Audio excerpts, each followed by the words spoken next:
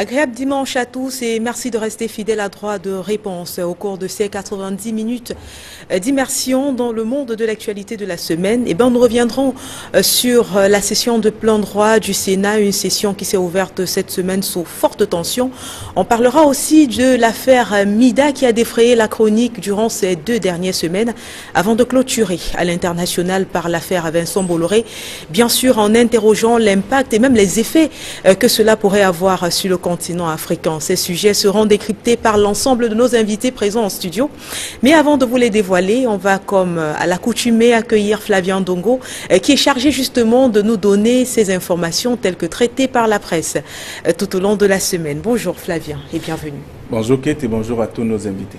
Et ce dimanche encore, je le disais tout à l'heure, comme tous les autres dimanches, nous sommes à votre écoute pour le traitement de ces différents sujets d'actualité.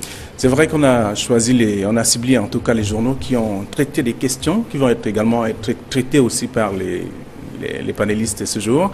Alors, pour ce qui est donc de ces sujets, comme vous le savez, la presse n'a raté aucune occasion de revenir sur ce qu'on a évoqué comme étant l'affaire du Sénat avec l'ouverture de cette session plénière des pleins droits. D'ailleurs, la nouvelle expression de cette semaine du mardi, notamment 24 avril, a fait savoir que la configuration du bureau de la Chambre haute fait donc l'objet de nombreuses tractations et même interrogations sur cette question, donc en vue de régler, bien entendu, d'autres faits. Le journal est revenu sur ces différents et parle notamment selon le rédacteur de l'article, pour dire que plusieurs opportunités se sont offertes donc au RDPC, le Rassemblement démocratique du peuple camerounais. Donc le quotidien privé n'a pas manqué de relever que l'un des sénateurs du Social Democratic Front a également rappelé que le doyen d'âge, qui n'est autre que Chief Victor Mokete, ne peut pas donc présider la session de plein droit parce qu'il est président du conseil d'administration donc de la Camtel, dont Cumular, toute chose qui va donc à l'encontre des textes.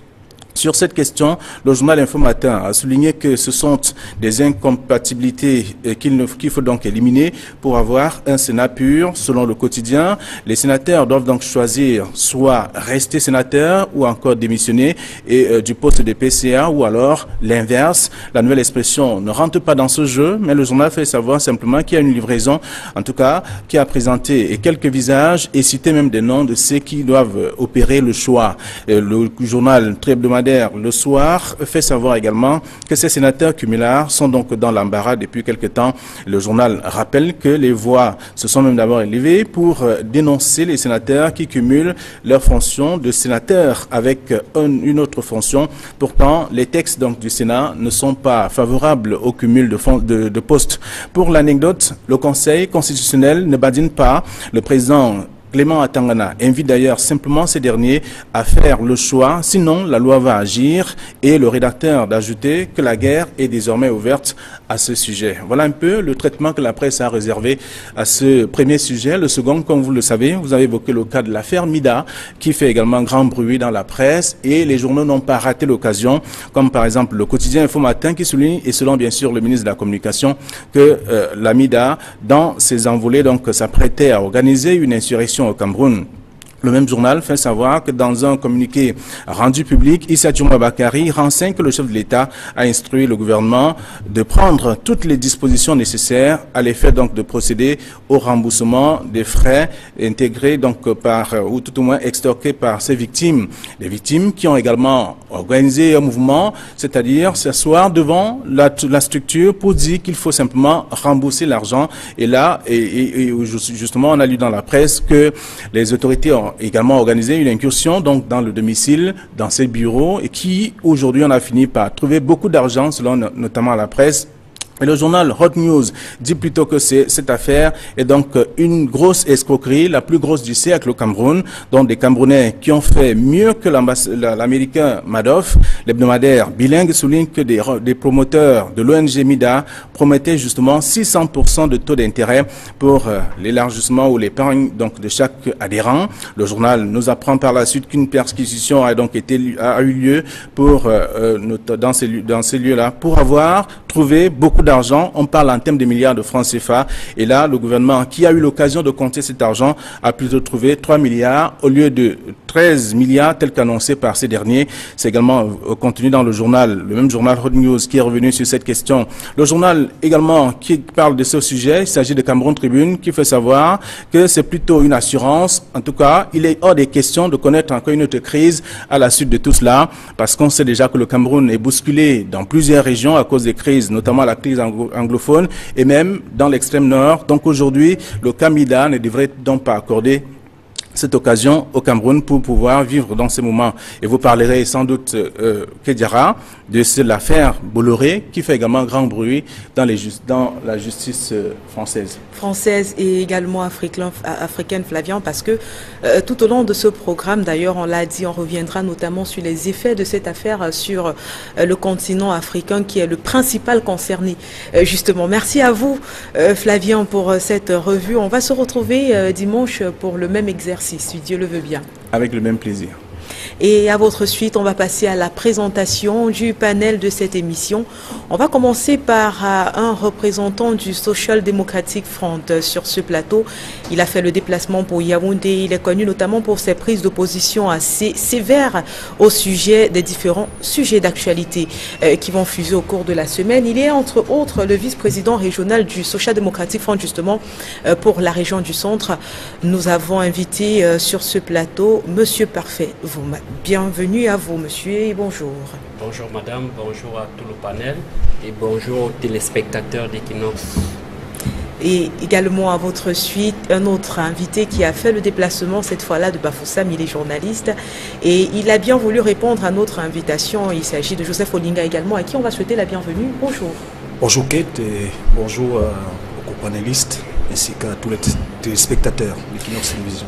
Troisième invité à être présenté ce midi, il s'agit de Zozo Foting, qui est entre autres essayiste, membre de la société civile. Lui également, il est connu pour ses prises d'opposition et notamment pour l'investigation profonde qu'il a faite sur l'affaire Mida.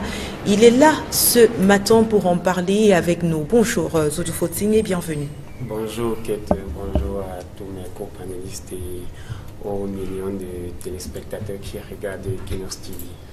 Le dernier, mais pas le moindre, il s'agit d'un avocat également qui est connu, lui également pour ses prises d'opposition, en la personne de maître Simon Serge Kakak, à qui on va souhaiter la bienvenue également. Bonjour Kedia, bonjour à tous les copanélistes. Et surtout bonjour aux nombreux téléspectateurs d'Equinox Télévision. Permettez-moi, Kate, d'envoyer un salut particulier à l'un de vos fidèles auditeurs. J'ai nommé mon aîné Richard Malangue qui est à l'écoute. Et bien entendu, une téléspectatrice qui vous suit toujours. Et elle, c'est Madame Catherine Songla. D'accord. Merci à ces téléspectateurs fidèles de rester connectés tout au long de ces 90 minutes parce que justement, on plonge dans l'actualité et le premier sujet qui sera abordé au cours de cette édition de Droit de réponse est bien sûr la session de plein droit qui s'est ouverte mardi dernier. Une session sur haute tension. Pourquoi? Parce que justement, un sénateur SDF a profité de l'occasion pour relever le problème d'incompatibilité de certains sénateurs au sein de la Chambre haute. On en parle justement avec vous, Maître Simon Serge Kakak. On sait que l'article 22, alinéa 1 du Sénat, justement, va encadrer la notion d'incompatibilité. On aimerait avec vous revenir justement sur le contenu de cet article-là. Quand et comment est-ce qu'on va considérer un sénateur comme cumulard? Oui, en fait, vous faites bien de le dire. Avant de répondre précisément à votre question, permettez-moi d'adresser mes vives félicitations à ce sénateur du SDF qui a bien fait son travail. Parce qu'en fait, tout à fait, c'est ce travail que nous attendons de nos parlementaires. Vous savez, aujourd'hui, quand vous voyez la composition de ce Sénat, vous vous rendez compte que c'est 87 sénateurs RDPC contre 13 sénateurs de l'opposition. Vous voyez que la balance est déséquilibrée. Donc si les sénateurs de l'opposition ne profitent pas de tribunes comme celle-là, ils ne joueront jamais leur rôle. Donc il faut féliciter ce sénateur du SDF. Maintenant, pour revenir à votre question, je dois d'abord vous faire observer que lorsqu'on parle d'incompatibilité du point de vue général, vous comprenez, il y a des objectifs précis qu'on recherche. La première chose ici, c'est qu'il faut assurer l'indépendance du parlementaire. Vous comprenez, il faut assurer son indépendance. Et bien entendu, on évite ce qu'on appelle les conflits d'intérêts. Donc c'est en fait, c'est ça l'idée qui est développée à travers ces dispositions. Maintenant, ce que je veux vous dire, à quel moment il y a incompatibilité? Vous savez, il y a une habitude qu'on a prise dans ce pays, où on confie des responsabilités, plusieurs responsabilités à une seule personne. Et parfois, toutes ces responsabilités sont incompatibles. Il est totalement incongru d'avoir un sénateur qui est représentant légal d'une entreprise publique. Je pense que c'est le cas du PCA. Du fonds qui justement. Parce que beaucoup de gens ne le savent pas. Beaucoup de gens ne le savent pas. Lorsque vous regardez comment fonctionnent les sociétés anonymes, parce que la Camtel, je pense que la Camtel fonctionne sous la forme d'une société anonyme. Et le vrai patron d'une société anonyme, c'est le président du conseil d'administration. Donc vous ne pouvez pas être président du conseil d'administration et être en même temps parlementaire, ça veut dire député ou sénateur. C'est la première chose. Donc en fait, la première chose, la première hypothèse d'incompatibilité ici, c'est ceux-là qui sont les élus du peuple. Au même moment, ils sont ce qu'on appelle ordonnateurs des dépenses dans les entreprises. Donc c'est la première incompatibilité. La deuxième incompatibilité, ça également, il faut le noter, vous ne pouvez pas être sénateur et membre du gouvernement. C'est une totale incompatibilité. Maintenant, je voulais revenir sur le cas qui est posé aujourd'hui à l'Assemblée nationale, parce que je pense que les cas comme ceux-là, au Sénat, c'est des cas que nous avons dans plusieurs hypothèses, dans plusieurs situations dans ce pays.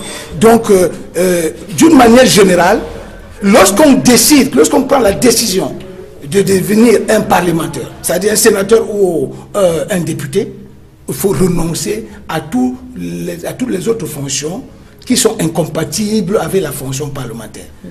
Donc je pense que c'est cette idée qui est développée à travers l'article 22 du code, comment dirais-je, qui régit le Sénat. Donc c'est ça, le règlement du Sénat. C'est ça le problème.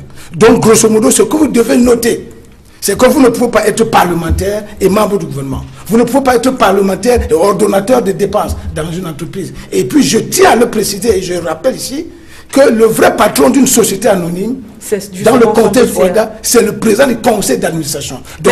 Pourquoi avoir attendu aussi longtemps, maître, pour dénoncer cette incompatibilité? On sait qu'en 2013, on avait le même sénateur qui était déjà présent et qui donc était un cumulard. Pourquoi est-ce qu'il a fallu une deuxième mandature pour que ce point précis soit relevé par ce sénateur? Oui, en fait, une lecture est répandue aujourd'hui dans l'opinion publique camerounaise. C'est que le premier Sénat, c'est-à-dire le Sénat tel qu'il a été constitué. Celui de 2013 Celui de 2013. Tout le monde a le sentiment que ce Sénat n'a pas fait son travail. C'est pour ça que tout à l'heure, j'ai tenu à adresser mes félicitations à ce parlementaire SDF qui est vraiment dans son rôle. Parce que le premier Sénat, on a eu l'impression que ce Sénat n'a pas travaillé. Parce que lorsque vous prenez la Constitution, il faut que cela soit dit. Lorsque vous prenez par exemple la Constitution, pour donner juste une petite illustration, lorsque vous prenez la loi numéro 96/06 du 18 janvier 1987 portant révision de la Constitution du 2 juin 1972. Il y a deux textes qui donnent beaucoup de pouvoir au Sénat. Il y a l'article 20 qui vous dit clairement que le rôle du Sénat consiste à représenter les collectivités territoriales décentralisées. Et la même loi vous dit, en son article 55, qu'au Cameroun, il y a deux types de collectivités territoriales décentralisées. Il y a la commune et il y a la région. Ça veut dire quoi en d'autres termes? Ça veut dire que la Constitution de la République du Cameroun a conféré des pouvoirs au Sénat de jouer un rôle de premier plan. Mais ce qui se passe d'une manière générale, c'est qu'on a le sentiment que les sénateurs, quand ils vont là-bas, ils ne jouent pas leur rôle. Maintenant donc, il y a des sénateurs qui arrivent, et surtout que c'est des sénateurs de l'opposition qui viennent avec une autre façon de voir les choses, qui commencent à dénoncer. Je pense que ces thèses vont commencer à être appliquées. C'est pour ça que, personnellement, je me réjouis de cette posture du sénateur SDF qui donne vraiment le sentiment qu'il va jouer son rôle au cours de cette mandature. Il vaut mieux tard que jamais. On rappelle que le SDF s'était notamment fait remarquer lors de l'année 2017, la fin de l'année 2017, lorsqu'il s'était opposé. Il avait perturbé notamment les travaux de l'Assemblée nationale. De toutes les façons, on est en train de parler de ce Sénat qui commence plutôt bien, on va le dire. Et il y a également, parfait Voum, que la notion d'incompatibilité ne s'applique pas au Tif Moukete. Il y a plusieurs sénateurs qui sont touchés par cela. Et on a d'ailleurs vu au cours de la semaine la nette évolution qu'il y a eu sur la thématique. Mais comment comprendre que le président de la République ait quand même pu nommer des sénateurs en sachant que ces messieurs avaient quand même la chance d'être frappés par le coup d'incompatibilité. Est-ce que le président a voulu les mettre dos au mur, ou alors il s'agit tout simplement d'un président qui ne maîtrise pas parfaitement les hommes qui font son gouvernement? Ben, je pense que c'est à la fois ce manque de suivi des dossiers de nomination du président de la République et aussi une certaine incompétence même dans les nominations. Parce qu'on a beau dire que les nominations sont discrétionnaires, on se rend compte qu'en réalité, il y a toujours des problèmes. Et je vais vous rappeler qu'au-delà du Sénat, c'est un problème structurel. C'est-à-dire quoi? C'est-à-dire que même dans d'autres domaines, il y a toujours des problèmes d'incompatibilité. Par exemple, il y a des ministres qui sont PCA dans 2, 3, 4 structures. Or, ça ne devrait pas être le cas, parce qu'on ne peut pas être ministre et PCA. Et pourtant, il y a eu une loi en 1999 sur les entreprises publiques et parapubliques qui interdit complètement ce type d'incompatibilité. Et je peux aller plus loin pour dire que en 2016, en octobre 2016, on a justement adopté le règlement du Sénat. Donc, dès cet instant, on pouvait déjà empêcher un certain nombre de cumuls. L'opposition a essayé de le faire. Et là, je parle de la vraie opposition parce que Maître a semblé dire qu'il y a 87 sénateurs du RDPC et 13 de l'opposition. Mais en réalité, il y a 93 sénateurs du RDPC et puis 7 de l'opposition du SDF. Ceux qui sont élus sont les sénateurs réels, parce que les autres ne vont que suivre. Un sénateur nommé ne pourra jamais lever l'équivoque du sénateur SDF. Donc c'est pour dire que depuis 2016, il y a eu la loi de règlement du règlement intérieur du Sénat qui a été adopté et promulgué par le chef de l'État. Il était donc question que dès ce moment, que ceux qui cumulent cèdent l'une de leurs fonctions. Exactement. Parce que c'est injuste d'ailleurs qu'au moment où on a besoin d'emploi, au moment où on a besoin de la répartition, de la diffusion du pouvoir, que les uns concentrent ce pouvoir. Et vous constaterez donc qu'il y a au moins 8 PCA qui sont sénateurs. Il va falloir faire quelque chose. Et pour le cas spécifique de Chief Moukete, c'est quand même gênant d'apprendre qu'un aîné, un père qui a 100 ans, qu'il cumule les fonctions de PCA d'une suprastructure comme Camtel. Et peut-être qu'on pourrait comprendre aujourd'hui pourquoi cette structure ne fonctionne pas de façon optimale. Parce que PCA à 100 ans, je suis sûr qu'il ne maîtrise plus suffisamment les chiffres de cette entreprise. Et en plus de cela, il est sénateur depuis 2013. Il y a quelque chose... Il aura forcément plus suffisamment de temps pour se concentrer sur son entreprise. Oui, même de façon physique, biologique. Je suis désolé de le dire, c'est pas évident. Donc voilà la réalité du pouvoir au Cameroun. Et on est habitué à violer les lois. Les lois comme celle-là, on est habitué à violer la Constitution. Vous savez qu'il y a des articles qui ne sont pas respectés dans la Constitution depuis 1996, notamment celle relative à la déclaration des biens. Donc, on est qui pourrait jusqu'ici juguler le problème de détournement de fonds. Voilà, qui pourrait, mais on refuse délibérément de le faire. Peut-être parce que le président lui-même sent qu'il peut être victime de cette affaire. Donc voilà un peu le contexte politique dans lequel nous nous trouvons et pour lequel il va falloir faire un effort pour que les choses bougent. Très bien. Joseph Odinga, parfait, vous me l'avez dit, les différents sénateurs cumulards, comme on les appelle dans la presse, comme on les a appelés dans la presse tout au long de la semaine, seront appelés finalement à choisir entre les fonctions de PCA ou alors de directeurs généraux et la fonction de sénateur. Alors c'est clair que l'aperçu qu'on a du traitement de l'actualité nous fait clairement comprendre que pour la plupart ce sera le Sénat.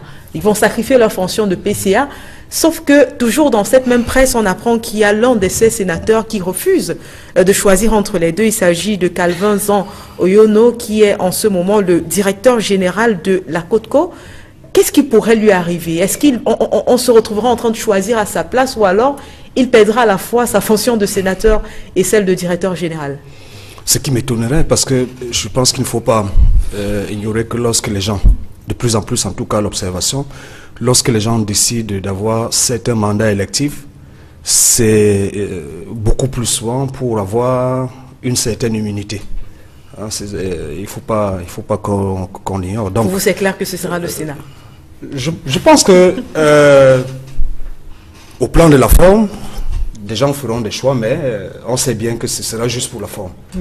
Et je suis un peu surpris qu'on cite juste quelques noms. En réalité, lorsque vous regardez que ce soit le Sénat, que ce soit l'Assemblée nationale, vous allez remarquer que en réalité, près de 80% des personnes qui y sont dans des situations d'incompatibilité, sont dans des situations qui ne leur permettent pas de siéger au Sénat, parce que lorsque vous avez un homme d'affaires qui devient sénateur ou député et qui doit légiférer, il est évident que les décisions qu'il prendra ou les lois, le sens qu'il va donner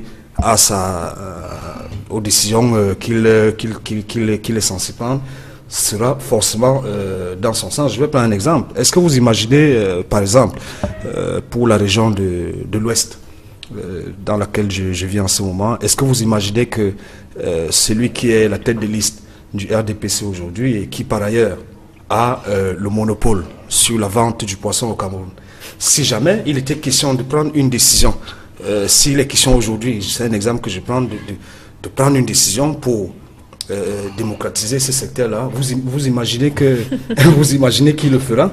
Il va manœuvrer pour avoir ce monopole. Et il y a plein d'exemples comme ça au Sénat.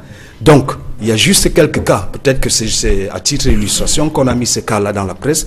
Mais regardons de près, que ce soit, j'ai entendu par Fenvoum et Maître Kaka beaucoup plus parler des entreprises publiques et parapubliques. Mais je dis, il y a un problème parce que lorsque ces hommes d'affaires-là, qui ont des entreprises même, et qui sont sénateurs dans le même temps, se retrouvent au Sénat et à l'Assemblée nationale, je pense qu'il n'y a pas grand chose à attendre. Et je suis, si la presse y va en profondeur cette semaine, vous constaterez que tous ceux qui obtiennent ces mandats de sénateurs ou de députés sont des gens qui, dans les faits, sont en incompatibilité dans ce rôle.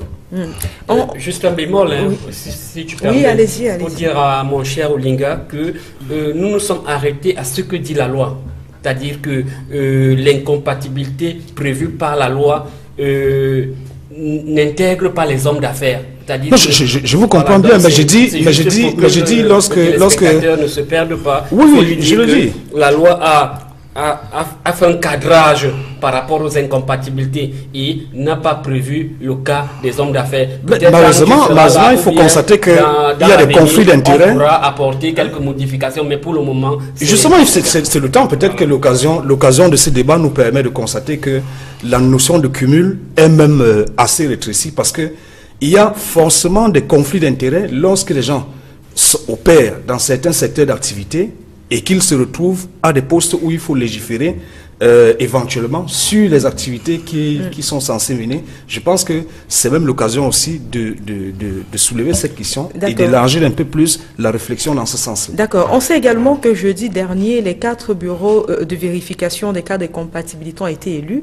et la loi prévoit que ces bureaux sur 72 heures puissent publier les procès-verbaux justement de ce qu'ils auraient pu avoir en termes d'observation et finalement de fouilles. À quoi pourrait-on s'attendre finalement au terme de ces 72 heures? Bien, je ne vais pas aller dans la boule de cristal, mais nous savons bien que... Vous semblez parler tout à l'heure de la subjectivité de ces sénateurs.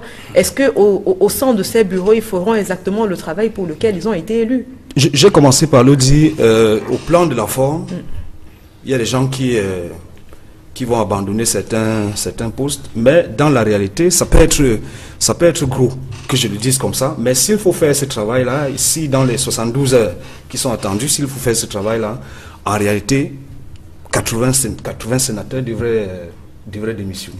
Ce sera à refaire alors? Bon, mais maintenant, lorsqu'on parle du postulat que, en réalité, les gens deviennent sénateurs, députés ou maires au Cameroun, parce que ils se sont fait de l'argent, parfois de manière assez rocambolesque, et estiment que lorsqu'ils y vont, c'est pour avoir certaines immunités, ou alors certains deviennent sénateurs parce qu'ils pensent qu'ils opèrent dans des secteurs où ils ont besoin de cette écharpe-là pour opérer dans le trafic d'influence. Il est fort à craindre que au terme de ces 72 heures-là, qu'on démissionne qui que ce soit. Et puis, peut-être je vais revenir à Parfait Mvoum. En réalité, peut-être qu'au plan objectif, un PCA devrait être ce qu'il a dressé comme schéma, mais on sait bien la vacuité de ce poste au Cameroun. On sait que généralement les PCA dans les entreprises parapubliques, ça ressemble un peu à des petits strapontins qu'on donne aux amis, aux copains pour les ménager et pour qu'ils aient un peu d'argent de poche. Avant de revenir à vous, maître Simon Sèche-Kaka, qu'on va donner également la parole à Zodjo Fotsing, sa première prise de parole sur le sujet, beaucoup d'analystes et même de commentateurs sont aujourd'hui d'accord pour dire qu'avec cette action, le SDF vient encore de se démarquer. On faisait allusion tout à l'heure à l'opération Blocus qui a eu lieu au Parlement durant la fin de l'année 2017. Quel est l'effet qu'une telle action, que de telles actions à répétition venant du SDF peut avoir sur les potentiels électeurs? Moi, je vais peut-être décevoir tout le monde. Vous savez, ce que le SDF essaie de faire aujourd'hui, oui, on peut saluer l'action, mais il y a un moment donné dans la vie où, quel que soit le médicament qu'on administre à un individu, il ne peut plus se lever du lit. Et nous sommes dans cette situation-là. Ça dit, l'action que le SDF a menée en fin d'année 2017 au Parlement, l'opération Blocus, n'a pas abouti à un résultat. Ça dit qu'après avoir tout bloqué, on s'est retrouvé dans la même situation. Aujourd'hui, on parle le même SDF qui, peut-être dans sa volonté de changer les choses, tente de rappeler quand même au sénateur qu'il y a un règlement qui régit les règles du Sénat et qu'il n'est pas possible qu'un président du conseil d'administration se retrouve au Sénat. Justement, ce sénateur SDF, il vient même questionner la lucidité du chef de l'État. Parce que si le chef de l'État lui-même va nommer un monsieur qui est président du conseil d'administration, directeur de telle entreprise, au Sénat, en violation de la loi que lui-même il a promulguée, on arrive à se poser des questions. Est-ce que c'est le chef de l'État qui nomme les sénateurs? Bon, maintenant, ce blocus, cette révélation ou même cette résistance du SDF au Sénat aujourd'hui va avoir effet comment lorsque nous savons qu'il n'y a que 7 sénateurs élus du SDF aujourd'hui dans cette haute chambre du Parlement là. Mais à 7 sénateurs, cela n'a pas empêché que le SDF puisse justement mettre le doigt sur un problème qui aujourd'hui est en train d'intéresser beaucoup de monde et la preuve on en parle. Justement, le problème intéresse le monde. Le SDF a parlé de la question du problème anglophone en 2017. Oui. Aujourd'hui, il savait que la seule réponse qui leur a été donnée était la création d'un ministère de décentralisation et qui n'est pas venu résoudre le problème parce que pour moi, je dis, il ne faudrait pas qu'on perde assez de temps pour des choses qu'on ne va pas aboutir. Pas pour dire que cette action n'est pas amenée, cette action est amenée, mais attendre que cette action porte ses fruits dans ce gouvernement, dans ce système, avec les mêmes hommes qui nous ont causé du tort hier, qui sont encore là aujourd'hui, avec le même chef d'État qui nomme les sénateurs en violation de la loi que lui-même il a promulgué. Moi je vous dis, je n'attends pas. Ce qu'on va faire, ça va faire beaucoup de commentaires, ça va faire les unes des presses, ça va faire des analystes viendront sur le plateau, dire leur volonté de changer les choses, mais en fin de compte, peut-être on va créer un ministère pour le Sénat et puis basta. On passe à un autre scénario. Vous êtes bien pessimiste ce matin. Parfait, vous avez le besoin, le désir de répondre à Zodjo Fotsing? Oui, parce que il est pessimiste, je comprends son pessimisme, mais il faut dire que le SDF est en République. Et il a le devoir de faire bouger les choses et puis de dire aux Camerounais, nous avons fait, ceux d'en face n'ont pas voulu bouger et que le Cameroun est en train de s'enfoncer, le SDF n'est pas responsable de cela. Vous savez, au départ, on a dit que les uns et les autres ont pensé que le SDF ne devait pas aller aux élections sénatoriales. Mais nous sommes allés parce que justement, nous avons choisi la voie des urnes. Nous nous sommes dit, il faut toujours aller aux élections. le nombre que nous avons ne va pas nous empêcher de relever tous les couacs qu'il y a, soit au Sénat, soit dans ce pays. Et chaque fois que nous allons le relever, c'est ça faire de la politique, chaque fois que nous allons le relever, si en face, le pouvoir ne fléchit pas ou ne fait pas bouger les choses, il sera responsable de la déclinaison de la République. Et le SDF dira, oui, nous avons joué notre rôle en tant que parti d'opposition, en tant que premier parti de l'opposition, et puis les Camerounais jugeront. Et justement, la crise anglophone, elle s'enlise, mais tout le monde reconnaît, tous les acteurs reconnaissent que le SDF a joué son rôle et suffisamment joué son rôle. Nous avons protesté, nous avons fait des marches, nous avons boycotté, nous avons fait ceci, nous avons fait cela. Le SDF n'a pas les armes pour déloger le pouvoir de Yaoundé. Encore qu'il a dit, le SDF a dit que non, ce n'est pas ce qu'il va faire. Le SDF est obligé de relever toutes les incohérences de ce système chaque fois que l'occasion se présente. Et nous disons bravo à ce sénateur, même s'il était seul, bravo à ce sénateur qui essaie de relever. Notre rôle également est de dire, mon frère Parfait Voum, que à un moment donné, il faut se poser des questions. Est-ce que les actes que nous posons peuvent aboutir à un résultat? Moi, je le dis généralement dans mes livres que on ne peut pas emprunter une démarche médiocre dans l'espoir d'une excellente finalité. Peut-être nous avons voulu ne pas voir le SDF aller au sénatorial. Vous êtes partis, vous êtes assortis avec 7 députés. Justement, ces 7 députés, 7 sénateurs, autant pour moi, feront bouger la République.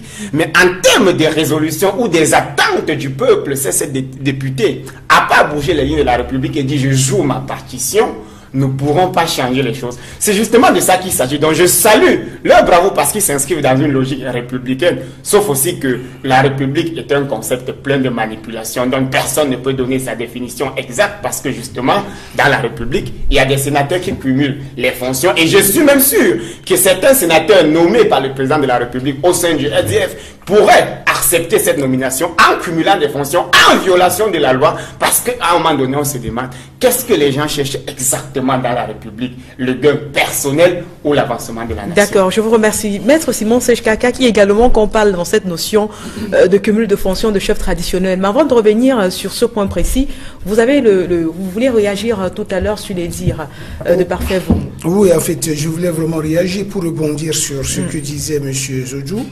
En fait, je pense qu'il ne faut pas minorer l'action des sénateurs. J'ai d'ailleurs salué. Attendez, s'il vous plaît, s'il vous plaît.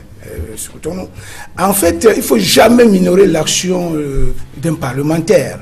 Je suis d'accord avec vous qu'en face, c'est un rocher, hein, parce qu'il y a des gens qui sont dans une posture d'immobilisme, donc ils ne veulent aucun changement au pays. Ça, c'est vrai. Mais cela ne doit pas empêcher celui-là qui a le privilège d'être dans ces chambres parlementaires de jouer son rôle. Et je pense qu'à travers cette action, les SDF, comment dirais-je, confortent sa posture de parti leader de l'opposition. Aujourd'hui, beaucoup de gens commencent à comprendre qu'effectivement, en dépit de son nombre qui est assez restreint, les SDF jouent quand même son rôle. On a vu à l'Assemblée nationale ce qui s'est passé en fin d'année. Nous sommes en train de voir là comment les sénateurs SDF ont annoncé les couleurs. Ça, c'est quelque chose à saluer. Moi, je pense qu'aujourd'hui, si les SDF continuent à travailler comme ça, il n'est pas exclu que même dans le RDPC, parce qu'il ne faut pas se leurrer. Hein. Il y a des gens dans le RDPC qui pensent, qui ont une autre vision des choses. Vous comprenez? Je pense que on les appelle les progressistes? Oui, il y a les progressistes dans le RDPC. Si aujourd'hui les députés de l'opposition ou les sénateurs de l'opposition continuent à travailler comme le SDF le fait en ce moment, je pense que même dans le camp RDPC vont engranger des soutiens. Vous comprenez? Et surtout que lorsque vous lisez la constitution de la République du Cameroun, ce qu'on appelle le mandat impératif est nul. Ça veut dire quoi en fait? Ça veut dire que lorsqu'un parlementaire est élu, il n'est plus, j'allais dire, astreint à la discipline du parti. Donc il devient, comme un sénateur comme celui-là, un sénateur de sa région. Il n'est plus forcément le sénateur de son parti. Donc il y a des gens dans le RDPC qui peuvent suivre. Donc ce n'est pas parce qu'on n'est pas un nombre suffisant pour faire le travail qu'il ne faut pas faire le travail. Donc je pense que ça, il faut faire très attention. Maintenant, je vais revenir, avant de revenir sur votre question, sur ce que le journaliste Olinga disait tout à l'heure. Vous savez, dans la notion d'incompatibilité, il faut faire très attention, on ne peut pas quand même prévoir toutes les hypothèses. Surtout que dans aucun pays au monde, vous ne trouverez jamais des sénateurs qui n'ont pas d'autres activités. C'est pas possible. C'est-à-dire de trouver cela où les gens n'ont pour fonction que sénateurs. Il y en a qui sont les hommes d'affaires, il y en a qui sont les enseignants, il y en a qui sont dans d'autres secteurs d'activité. Bon, mais je pense que l'idée qui sous-tend la notion d'incompatibilité, c'est les humilités que recherchent certains. Vous ne pouvez pas être un dirigeant d'une société d'État. Comme tout à l'heure, vous avez cité le cas de Calvin Zamoyono. Je ne savais même pas qu'il était encore à Kodko. Parce que moi, je l'ai connu il y a quelques années comme directeur général de Kodko. Je ne savais pas qu'il occupe encore ses fonctions aujourd'hui et qu'il est devenu sénateur. Parce que quand vous êtes directeur général et que vous devenez sénateur, ça veut dire quoi en d'autres termes? Ça veut dire que vous pouvez commettre même des malversations financières dans la gestion des affaires de votre société, mais on ne pourra jamais vous poursuivre parce que vous êtes parlementaire, parce que vous bénéficiez de ce qu'on appelle l'immunité parlementaire. C'est ce qu'il faut éviter. Maintenant, quand un homme d'affaires devient sénateur, je ne pense pas qu'on puisse dire aujourd'hui qu'on va adopter des thèses qui vont empêcher un opérateur économique de devenir sénateur ou député. Moi, je pense que ce qu'il faut surtout noter ici, c'est ceux-là qui occupent des fonctions régaliennes dans d'autres secteurs. Quelqu'un qui dirige une société, quelqu'un qui est responsable d'un ministère ne peut pas être sénateur parce que ça va le mettre dans une situation de conflit d'intérêts. Parce que d'un côté, il gère une affaire publique pour laquelle il doit rendre compte. Mais il ne pourra pas rendre compte à un certain niveau parce qu'il bénéficie de l'immunité. Ça également, je voulais le relever. Maintenant, je vais chuter par votre question. Quand vous parlez des chefs traditionnels, je pense quand même que là, c'est un débat qui, pour moi, n'a pas sa raison d'être. Mais qui fait polémique. Ça peut faire polémique, mais est-ce que c'est pas parce que ça fait polémique que forcément cela devient un vrai problème? Parce que lorsque vous êtes chef traditionnel, bon, c'est vrai, on va vous dire qu'on vous donne des petits salaires. Il y a les petits trucs, je ne sais pas si c'est des salaires ou bien c'est une dotation financière. 50 à 200 000 50 à 200 000, bon. Mais c'est ça qui va vous empêcher d'être sénateur. J'ai dit non. Vous savez que statutairement, un chef traditionnel, je pense que sa fonction principale, c'est qu'il est dépositaire de l'autorité traditionnelle. Vous comprenez? Dans sa communauté. Vous êtes chef traditionnel. Et puis, maintenant, dans le contexte camerounais, il y a eu une petite aberration où on les considère comme les auxiliaires de l'administration. Je pense que c'est à ce titre qu'on leur donne une petite dotation financière qui leur permet quand même de fonctionner. Mais est-ce que cela est suffisant pour qu'on leur applique la notion d'incompatibilité? Je dis non, ils ne gèrent pas une fonction publique. Dans leur travail, s'ils commettent une malversation financière dans la gestion de leur communauté, la communauté dont ils sont les chefs, est-ce que objectivement cela peut empêcher des poursuites pénales contre eux? Il y a des chefs traditionnels qui sont en prison, vous le savez. Oui, exactement. Il y a un chef qui est un grand chef traditionnel qui est en prison à l'heure actuelle dans un grand dossier de la République. Nous ne sommes pas là pour citer les contemporains, mais suivez mon regard. Donc, en référence, ce n'est pas parce que vous êtes chef traditionnel que s'il faut vous poursuivre, on ne va pas vous poursuivre, non. Donc, pour moi, en fait, ça c'est mon point de vue personnel. On ne peut pas empêcher un chef traditionnel d'être, j'allais dire, sénateur. Surtout que, ça également, il faut le noter. Comme je l'ai dit tantôt, les sénateurs sont là pour représenter les collectivités territoriales décentralisées. Exactement. Et nous savons tous qu'au niveau des collectivités territoriales décentralisées, les chefs traditionnels jouent un très grand rôle. Donc quand un sénateur va à l'Assemblée, je pense qu'il maîtrise le terrain, donc il est à même de défendre de manière optimale les intérêts de sa communauté qui fait partie certainement d'une collectivité territoriale décentralisée. Donc de mon point de vue, on ne peut pas les empêcher d'être sénateurs. D'accord. Parfait. Vous, est-ce que vous partagez cet avis de maître Simon Serge Kaka aujourd'hui? Le désir que le président de la République a de mêler de plus en plus ses chefs traditionnels à la chose politique, est-ce qu'il n'y a pas un objectif caché derrière? Mais évidemment qu'il y a un objectif caché, un objectif clair, c'est d'embrigader les communautés. C'est d'embrigader les communautés et on le constate un peu partout. Et c'est même gênant parce qu'un chef traditionnel, par exemple, je prendrais quel cas, le sénateur du Noun, qui est supposé être celui qui encadre toutes les populations de toutes les communautés, qu'il ait un penchant particulier pour un parti politique, ça me semble être un problème. Mais comme il a dit, de façon légale, et tel que la loi a été, le règlement intérieur a été adopté, il n'y a pas d'incompatibilité entre la chefferie traditionnelle et les fonctions de sénateur. Je pense que les gens, les uns et les autres, ont suscité cette affaire parce qu'ils estimaient que à la fin de l'un des articles, il est fait mention d'une rémunération venant d'un établissement public. Mais là encore, je pense que c'est trop dit. Normalement, les sénateurs, les chefs traditionnels, pour moi, peuvent être des sénateurs. Mais mon problème, c'est leur implication trop poussée dans la politique, leur implication partisane dans la politique, c'est cela le Cela pourrait carrément dénaturer la fonction première. D'ailleurs, c'est même une forme de corruption, à la limite que de donner une rémunération à ces garants de la tradition, alors qu'ils appartiennent presque tous au parti, au pouvoir. Voilà les problèmes réels de l'opposition. Et malheureusement, c'est le cas. Joseph Olinga, puisqu'on parle du Sénat, de ce fameux Sénat, c'est vrai que les avis sont partagés sur ce plateau. Il y en a qui pensent, et l'on fait allusion à Maître Simon Serge Kakak, justement, qui a suffisamment de membres de l'opposition, même s'ils ne sont pas aussi nombreux que ça dans ce Sénat, tandis que Parfait Voum lui penche plutôt pour le fait qu'il n'y ait que 7 sénateurs de l'opposition. Mais dites-nous, avec un chiffre aussi minable, qu'est-ce que ces sénateurs pourront faire pour faire bloc aux autres qui sont plus nombreux, qui sont donc plus obèses et ont la capacité de faire passer de nombreuses décisions? Déjà, mes amis du côté du SDF n'aiment pas souvent que je le dise, c'est que je trouve déjà assez miraculeux que le SDF se retrouve dans ce Sénat. Pourtant, pour d'aucuns, c'est un espoir. Bon, en fait, d'avoir pu arracher le Nord-Ouest. Disons que c'est un espoir que dans un maître Kakak a parlé de mandat impératif. Je suis étonné. En fait, je suis étonné que le SDF ait 7 sénateurs dans le Nord-Ouest. Bon, ça c'est un autre. Est-ce qu'au plan objectif, est-ce qu'au plan objectif, on peut expliquer que le SDF ait les 7 sénateurs du Nord-Ouest? Bien sûr. Ah bon? Oui, bien sûr. Ah bien. Mais de toute façon, c'est pas le débat que je fais. J'ai justement dit que mes amis du côté du SDF ne sont pas souvent contents que... Je souhaite que tu sortes de tous les sous-entendus pour qu'on en débatte. Que je le dise ainsi, mais s'il y a des sous-entendus, je veux aussi dire que c'est bien que le SDF ne soit pas dans la politique de la chaise vide, qu'il fasse son boulot tout le temps, comme ça se fait. Mais pour moi, le débat, c'est qu'il ne faut pas l'implication des chefs traditionnels, l'implication de plus en plus active des chefs traditionnels dans le Sénat, par exemple, n'est pas hasard. Je pense qu'on se limite soit à une lecture un peu superficielle, aérienne de l'affaire.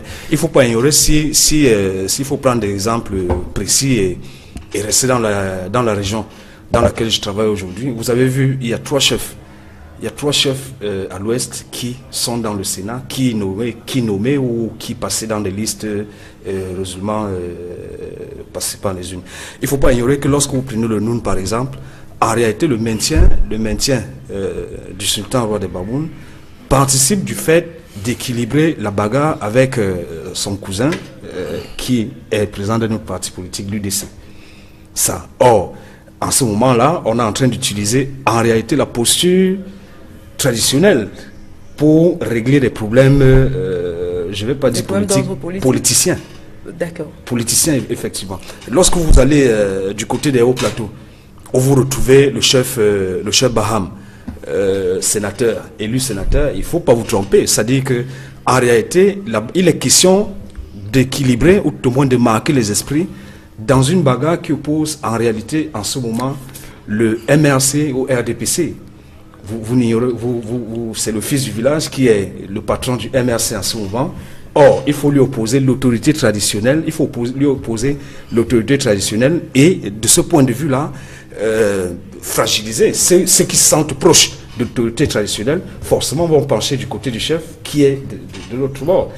Lorsque vous prenez du côté des Bamboutos, en réalité, les questions de gérer une bagarre aujourd'hui qui oppose, je parle sous le contrôle de Parfait Voum, le secrétaire général de son parti est issu de cette région. Il est question d'opposer certaines populations au SDF dont le secrétaire général est issu de cette région-là. Vu sous cet angle-là, vous comprenez que l'implication des chefs traditionnels dans le Sénat ne participe pas du souci de régler des problèmes pratiques, de jouer leur rôle tel que le prévoit le texte organisant le Sénat. Il y a beaucoup plus un souci d'utiliser cette posture-là pour engranger des voix, ou tout au moins pour contenir. D'où la stratégie dont on parlait, la stratégie cachée dont on parlait tout à l'heure. Quelqu'un a dit ici que le premier Sénat n'avait rien fait. Bon, je partagerai cette idée, mais dans la réalité, que faut-il attendre du second Sénat? Il est là pour représenter les collectivités territoriales décentralisées.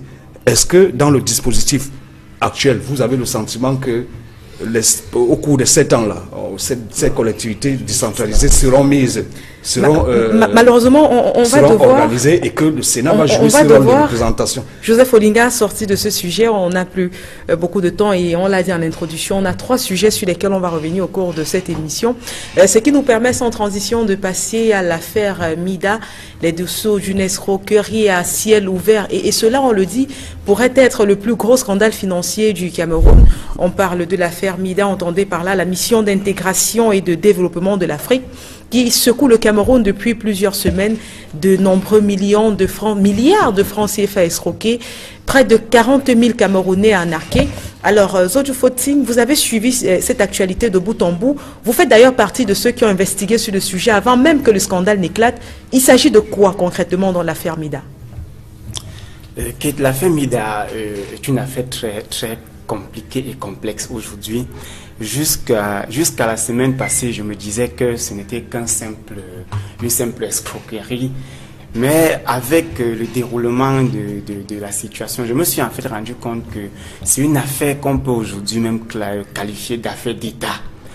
Parce qu'au début, Mida s'installe à Yaoundé, au quartier Ahala, et commence à mener ses activités. L'entreprise, Mida fonctionne à la base comme une entreprise enregistrée au greffe du Fundji, et commence à mener des activités humanitaires en justifiant qu'en fait que chaque entreprise au Cameroun, selon la loi qui régit ce secteur, peut opérer dans le social comme toute entreprise. Sauf que ce qui m'a amusé lors de la fermeture, c'est que le cadre adjoint du préfet du Fundji lui-même avait participé à 2 reprises à la remise des attestations aux personnes qui se disaient être formées pour le secourisme, et même avec son sous-préfet. Et quand ces 2 personnalités se déplacent, vous savez, il y a le cortège de la gendarmerie et de la police. Donc ces mêmes personnes qui sont venues sceller les portes de la Mida sont les mêmes qui avaient encouragé Mida. Et alors, lorsque nous avons commencé à dénoncer l'affaire Mida, 1 mois avant, parce que j'avais des proches qui avaient investi de l'argent là, et puis tous les jours, je leur rappelais que cette fois-ci, l'argent ne va pas sortir, parce que lorsqu'ils vous disent qu'ils sont au dernier tour, c'est pour vous annoncer, en fait, qu'ils préparent le grand coup. Avant d'arriver au dernier tour dont vous parlez, on est là, je crois, à la 7e et à la 8e vague. Mida commence par quoi? On nous parle d'un financement ou alors d'un investissement de 12 500 Mida commence en faisant croire aux jeunes et qu'elle a reçu des fonds des organisations internationales. Oui. Vous savez, il y a 2 Mida. Il y a le Mida camerounais qui est une Mida fabriquée, et il y a la vraie Mida qui appartient à l'Organisation des Nations Unies. D'accord. Mida donc demande aux enfants de déposer 12 500, de suivre une formation et d'en bénéficier 65 000. La première vague a reçu son argent, ils n'étaient pas nombreux. Lorsqu'on les remet de l'argent, ils vont au quartier faire la publicité. La seconde vague arrive avec un peu plus de personnes, on leur remet de l'argent, ils vont faire la publicité, ainsi de suite. À la 7e vague qui était censée être l'avant-dernière vague, parce qu'ils avaient annoncé qu'après ceci, et sauf même que ce qu'on n'a pas dit, c'est que les souscripteurs de la Mida savaient qu'ils n'allaient pas percevoir leur argent cette fin du mois, parce que Mida les aurait dit qu'ils allaient payer le mois prochain, donc ils allaient jumeler la 7e et la 8e dans la dernière vague avant de payer. Donc avant même qu'on ne stoppe les activités, les gens allaient continuer de souscrire, même pour le mois prochain, au courant de ce mois, et puis Mida allait fermer les valises. Je vais expliquer comment Mida fonctionnait de façon simple. Lorsque, à la base, Mida n'a pas de budget. C'est comme ça, c'est la pyramide de Ponzi. Pour ceux qui font le montage financier, ils connaissent comment ce système fonctionne. On prend de l'argent chez vous, on dépose, on vous forme, et lorsque vous êtes à 2 semaines de recevoir votre paiement, on ouvre la liste pour la prochaine vague. C'est l'agent de la prochaine vague qu'on utilise pour vous payer en double.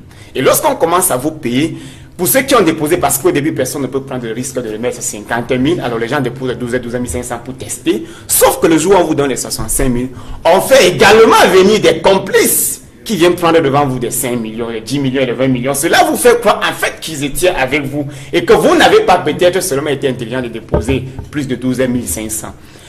Lorsque vous passez à la seconde vague, on utilise de la troisième vague pour vous payer, ainsi de suite.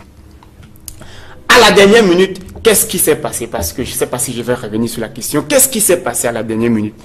Ce qui s'est passé à la dernière minute, c'est que les personnalités, certaines personnalités de ce pays étaient fortement impliquées dans la MIDA.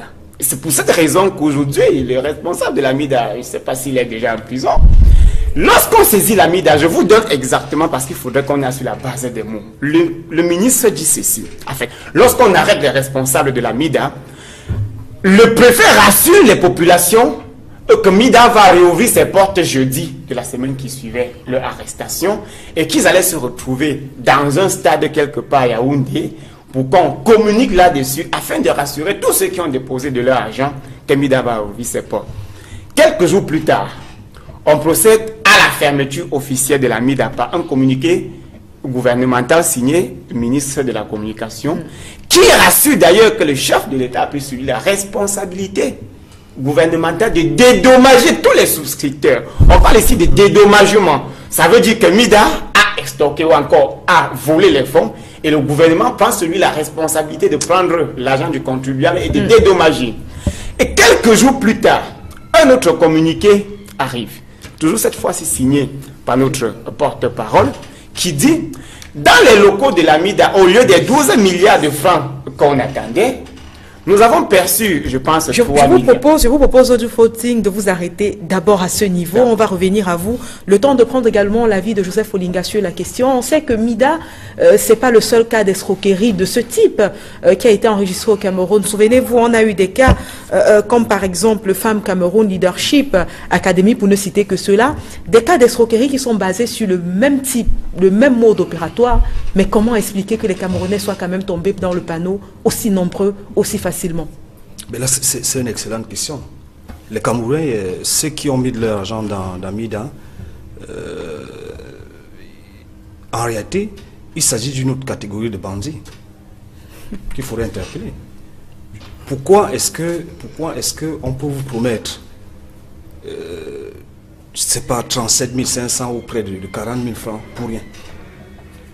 Pourquoi est-ce que vous pensez qu'en donnant 12 500, on doit vous donner 60 000? Ça n'a pas de sens. Parce que la en réalité, il s'agit en fait des gens qui se sont mis dans une escroquerie et qui ont été floués dans leur escroquerie. Lorsque j'ai entendu une histoire similaire avec un pasteur à qui les gens seraient allés remettre de l'argent, ça c'est une autre histoire, il y a quelques mois aussi, ce pasteur qui serait envolé pour... on voit très bien de quoi vous parlez. Pour le Canada. Oui. Mais, le seul général. Mais je ne comprends pas. Lorsque vous allez donner l'argent à ce monsieur-là, il a une banque. Lorsque vous allez donner, en réalité, c'est parce que vous participez à une escroquerie et vous comptez rentrer dans vos frais. Parce que sinon, je ne vois pas. Les Camerounais sont des gens essentiellement intelligents qui ne peuvent pas se laisser prendre comme ça.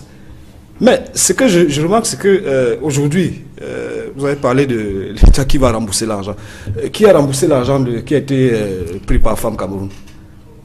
Nous sommes sans ignorer que dans ce pays où il y a tout un département qui s'occupe de la sécurité sociale, dans ce pays, il y a tout un ministre qui avait pris sur lui d'organiser, de soutenir l'organisation des états généraux de la sécurité sociale, organisée par une organisation qui s'appelait Femmes Cameroun. Malheureusement, c'est la veille. C'est la veille de cette affaire qu'un décret a été signé interdisant cette affaire. Donc je dis, en réalité, il s'agit de 3 catégories d'escrocs qui se sont retrouvés dans cette affaire. Et lorsqu'on est dans une affaire comme celle-là, entre la en foi, il y a toujours un qui perd les plumes. La première catégorie, effectivement, c'est MIDA, c'est ces promoteurs qui ont mené un projet. La deuxième, et la moins visible peut-être, c'est le gouvernement. Parce que je pense que Zodjou l'a dit tout à l'heure, il y a des noms de ministres qui sont cités dans cette affaire. Pour que Mida s'installe, on lui a donné des agréments pour qu'il s'installe. On ne va pas faire croire aux gens qu'il s'agissait d'une activité qui se déroulait derrière une maison et personne n'y allait. Lorsque les préfets et les sous-préfets allaient participer aux remises d'attestations et d'argent aux gens, ils allaient où? Ils se disaient qu'on prend cet argent pour remettre aux gens. Dans un pays où on dit qu'on va financer les micro-projets, le gouvernement permet quand même qu'on conflue tout le monde au vu aussi de tous. Et il s'est dit même clairement, je pense que nous allons aller profondément dans cette affaire. Il s'est dit qu'il y a des ministres qui touchaient leur quote-part dans cette affaire. Parce qu'il ne faut pas enfumer les Camerounais avec des communiqués vaseux. Il faut qu'on cherche à savoir comment cette affaire s'est constituée, qui a permis qu'on arrive là. Et pour chuter la troisième catégorie, la plus blâmable dans cette histoire, c'est tous ceux qui sont allés mettre leur argent dans cette histoire. Parce qu'ils savaient, dès le départ, ils savaient que c'est une escroquerie. Lorsque vous êtes sur la route là. Non, mais il le savait. Je vais illustrer par un exemple. Permettez-moi juste un instant. S'il vous plaît. Juste un moment. Lorsque vous parlez, je vous prends par la parole. Le responsable véritable, c'est le gouvernement. On ne saurait dédouaner la responsabilité des citoyens. Je peux les attribuer 1% parce que ceux qui ont mis leur argent, je ne sais pas. C'est parce que bon nombre ont vu la publicité. D'accord, merci. Dans la chaîne nationale, merci. Et je vous le dis que jusqu'à présent, cette publicité passe. Vous me permettez de chuter. Permettez qu'il chute, monsieur Fotsing. Allez-y. J'ai dit il y a 3 types de responsabilités et je maintiens que les plus blâmables sont ceux qui sont allés mettre ceux qui se sont fait arnaquer. Ceux qui sont fait arnaquer entre guillemets. Lorsque vous êtes dans la rue là et que vous trouvez un bonhomme avec ses 3 cartes et vous décidez d'aller jouer avec lui, vous savez exactement où vous allez. Et puis, de manière objective, d'où vient-il que dans la rue, quelqu'un propose de vous donner 500 francs si vous lui donnez 100 francs? Joseph Olinga, il n'a qu'à vous donner les 400. On est d'accord qu'on a droit. S'il vous plaît. Pourquoi pensez-vous que vous n'avez fourni aucun effort pour gagner de l'argent, mais qu'on vous offre 3 fois ce que vous avez dit? Joseph Olinga, on est d'accord qu'on a tous à un moment reçu un message de cette affaire de pyramide sur laquelle il fallait investir. Ben, peut-être que moi j'ai vu un peu plus loin que les autres. Mais alors, ceux qui sont allés, c'est parce qu'ils pensaient se faire de l'argent facile. Or, lorsqu'on veut se faire de l'argent facile, c'est qu'on est dans une entourloupe. On participe à cette entourloupe. D'accord. Et si on est floué, on va pas, il ne faut pas venir, les Camerounais ont des problèmes plus intéressants pour qu'on vienne les déranger avec des gens qui sont allés mettre 12 000 pour qu'on leur donne 60 000. Pourquoi on leur donnerait 60 000 pour rien? D'accord. Il y a également Simon Sechkaka qu'au cours de la semaine, d'ailleurs, Zodi Fotsing l'a relayé sur ce plateau tout à l'heure.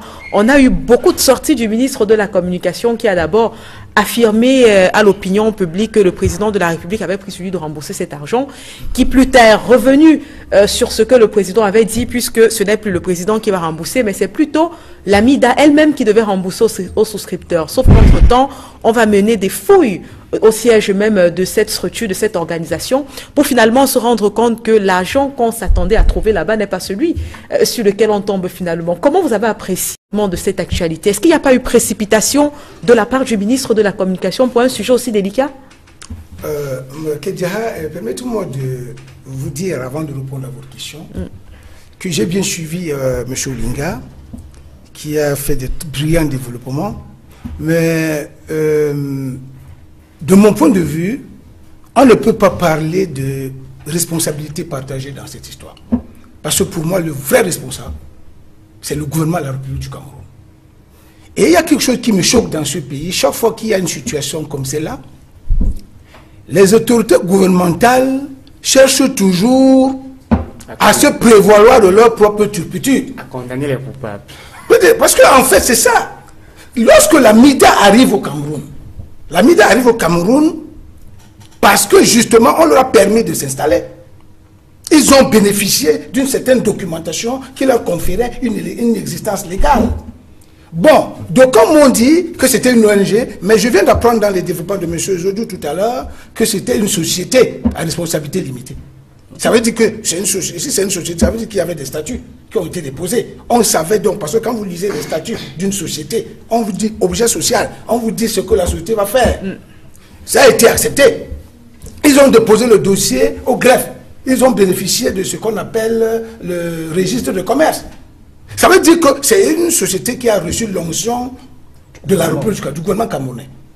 Première chose. Deuxième chose maintenant, lorsque le gouvernement, entre parenthèses, se rend compte qu'il y a un tourloupe, qu'il y a quelque chose qui cloche sur les activités de la MIDA, je pense que la bonne démarche aurait consisté pour le gouvernement à sommer la MIDA à venir clarifier de manière claire, de manière objective ces activités, pour qu'on comprenne un peu à quoi ça retourne. Deuxième chose maintenant, sachant qu'il y a des souscripteurs qui ont mis de leur argent, il fallait tout faire pour demander d'abord à la MIDA de payer. Parce qu'aujourd'hui, c'est facile de venir dire, quand le ministre de la Communication vient dire que le gouvernement va payer, l'argent viendra d'où pour payer? On prendra l'argent des contribuables camerounais pour venir payer l'argent des spéculateurs? Je dis non. J'ai pas envie de dire que en réalité c'est juste pour calmer les esprits. Donc c'est pour dire ceci. Les gens, les autres ont plus l'argent. S'il vous plaît, M. Linga, c'est pour dire ceci. Madame Kedia, vous me demandez de donner mon avis sur le traitement de l'information par le ministre de la Communication. Mais il a fait comme d'habitude. Parce que c'est comme ça que notre gouvernement travaille. Toujours en train de donner l'impression d'être surpris par la tournure des événements. Et ça, c'est le propre de notre gouvernement. Donc moi, je pense, de mon point de vue, que pour régler cette affaire, j'ai suivi. Il y a eu des montants, il y a eu une divergence au niveau des montants. D'aucuns parlaient de plus de 10 milliards, maintenant on parle de 3 milliards. Ça veut dire qu'il y a quand même de... 3 milliards qui a été retrouvé au lieu de 12, comme ce qui avait été annoncé. Même s'il y a 3 milliards, je pense que si on prend les 3 milliards là, on peut déjà désintéresser ceux qui ont souscrit. Maintenant, je vais rebondir sur un aspect qui m'a un peu choqué dans le développement de M. Olinga. Quand M. Olinga traite ses souscripteurs d'escrocs, vous savez, vous ne pouvez pas cultiver le macabo, vous récoltez la patate. Vous comprenez? On ne récolte que ce qu'on a sémé. Quelle éducation le gouvernement de la République a donné à sa jeunesse aujourd'hui? Quand vous regardez les contours du système éducatif camerounais, quand vous regardez le contenu des enseignements, quand vous regardez l'environnement qui prévaut dans les milieux universitaires et scolaires, la seule chose la plus sûre dont nous sommes, comme nous sommes sûrs, lorsque nous envoyons nos enfants aujourd'hui à l'école, c'est la consommation d'alcool. Parce que quand l'enfant vient aujourd'hui à la maison, vous allez à l'université, vous allez voir que tout autour de l'université, il y a plus de 100 bars. Est-ce que ce n'est pas un argument qui tente à retirer la part de responsabilité de ces souscripteurs? Non, attendez. Tout le monde sur ce plateau est issu finalement de cette éducation. Mais je n'ai pas information de ce que maître vous ayez souscrit dans cette affaire de MIDA. Pourquoi vous avez fait différent? Posez-vous cette question. Mais pourquoi vous ne l'avez pas fait, par exemple? Peut-être que moi je n'ai pas eu la même éducation, mais peut-être j'ai une activité qui me mais pourtant vous appartenez au même gouvernement. Vous êtes éduqué par ce même système. Il y a un problème. Les jeunes, parce que moi j'ai été interpellé par certains jeunes de mon village, il n'y a pas un mois, qui m'ont dit que maître, parlez-nous un peu de cette affaire dont on parle à C'était des jeunes de moins de 25 ans, qui sont là au village, qui ont pour seule activité la consommation d'alcool. Vous comprenez? Et c'est ce que l'on leur a appris. Parce que quand l'enfant apprend à boire de l'alcool, il y a des jeunes gars de 18 ans au Cameroun qui boivent tous les jours que Dieu a créé 10 bières. Pour boire 10 bières, il faut avoir au moins 6 000 francs. Or, pour avoir 6 000 francs, il faut aller chercher cet argent. Il y en a qui le cherchent dans la facilité, parce que c'est l'éducation qu'on leur a donnée. Donc, ce garçon qui vient souscrire, c'est parce que justement, on lui a habitué à la vie facile, au gain facile. Donc, c'est ça le vrai problème. Moi, je pense que si aujourd'hui, on avait commencé par le commencement, pour moi, le commencement, c'est quoi? C'est de rationaliser, par exemple, le fonctionnement de nos lycées et collèges. Tous les lycées et collèges, vous le savez, vous êtes une grande journaliste d'investigation. Allez investiguer dans les lycées et collèges du Cameroun. Vous allez voir que tout autour, il y a au moins 5 bars. Et que les consommateurs dans ces bars, c'est nos élèves. C'est les enfants que nous, on envoie à l'école. Et ces enfants, pour aller boire au bar, il leur faut de l'argent. Or, pour avoir de l'argent, si on n'a pas de revenus, qu'est-ce qu'on fait? On commence à chercher des raccourcis. On commence à investir dans MIDA. Dans la spéculation, parce que c'est ça la spéculation.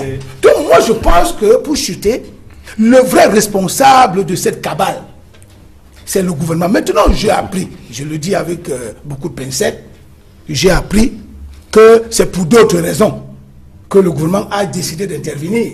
Qu'en réalité, la formation qu'on octroyait à ces enfants, Ce n'était pas une formation. Voilà normale. pourquoi Info Matin a parlé de MIDA veut déstabiliser le... Oui, tout à fait. Donc, quand disent que non, en réalité, MIDA était en train de former les gens pour une espèce d'insurrection au Cameroun. Bon, il y a qui...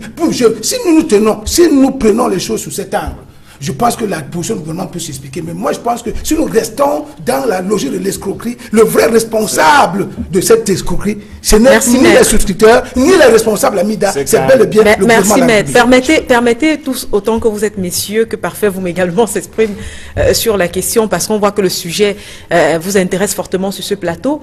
Quelle est la lecture que vous, Parfait, vous avez fait de cette affaire? Vous êtes très présent sur les réseaux sociaux, vous avez vu le traitement, l'évolution de cette actualité qui d'ailleurs a pris une ampleur considérable sur ces réseaux sociaux-là. Vous avez décidé, vous, de la voir comment, cette escroquerie MIDA? Écoutez, peut-être que vous allez encore donner des très bons points au SDF, parce que justement, j'ai été désigné comme président de la commission de suivi de ce dossier dans le centre par le président Emmanuel Tonga. Et je suis allé sur les lieux, donc au-delà des réseaux sociaux. Je suis allé sur les lieux et globalement, c'est le résultat d'une déliquescence de la société camerounaise. Ça, c'est le mot. Parce que MIDA est situé dans une zone publique, dans un quartier ouvert. MIDA a commencé ses activités en octobre 2017, donc ça fait près de 6 ou 7 mois. MIDA avait près de 1000, 2000, voire 3000 personnes qui arrivaient dans ce quartier tous les jours, donc vu par la population. Le chef de quartier d'Ahala lui-même a souscrit dans cette affaire. Plusieurs colonels, plusieurs commissaires ont souscrit dans cette affaire. Des religieux également. Des religieux. Des associations. Donc c'est une affaire publique. Ce n'est pas une affaire qui était cachée. Et je peux vous dire que le 31 mars, lors de la dernière répartition, le sous-préfet de Yaoundé 3 était là. Le représentant du préfet qui a fermé cette affaire 2 semaines plus tard était là. Son Excellence Albert Roger Mila était là. Je peux vous dire qu'il y a 3 semaines, beaucoup de médias, je ne sais pas si Equinox en a fait la promotion, dont la CRTV a fait la promotion de cette affaire. Et on a reçu le responsable de MIDA dans de nombreux médias. Pas pour dédonner ces médias, un public reportage se paye au service commercial. On ne saurait reprocher à ces médias d'avoir fait la publicité de potentiels investisseurs. Donc vous voulez me dire que si une entreprise décide de faire la promotion du terrorisme dans un média, parce que cette entreprise paye, elle doit le faire.